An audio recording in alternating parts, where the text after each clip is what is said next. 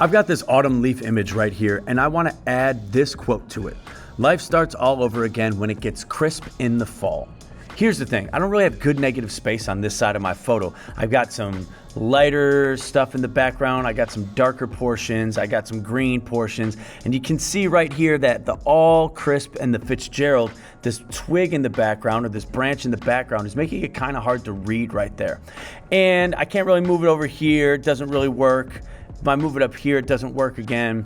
So I'm gonna keep it there, but one thing I can do is I can add a rectangle to this photo and I can change the opacity on it and it can look really cool in that regard. It's almost like I'm creating my own negative space.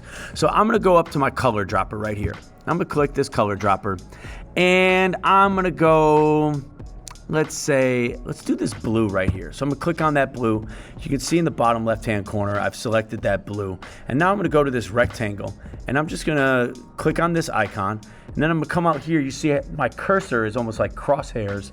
And I'm gonna click and I'm just gonna drag that rectangle.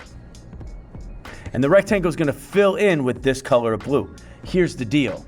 It's over my text right now. So what I need to do now is I need to go to my layers and I want to click on my text and I want to put my text on top of the rectangle. And now you can see that my text is there. I also want to go to my move icon again and I'm going to just kind of move this and center the text in the middle of the rectangle. Okay. Now I'm going to go back to my rectangle and you'll see right here there is an option for opacity. Right now it's 100%. I'm going to move this down to maybe 71%, how about 78%? 78%, and actually let's go to 80%. I'm gonna move this to 80%, and now you can see that I have this blue background.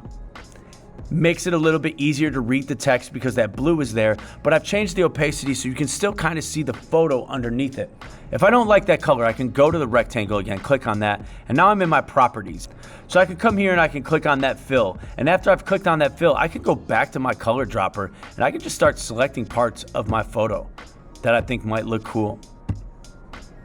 I kind of like that bark brown right there, especially it really lets that yellow pop. I can come back here on the rectangle and maybe change the opacity some more. I might lower it a little bit.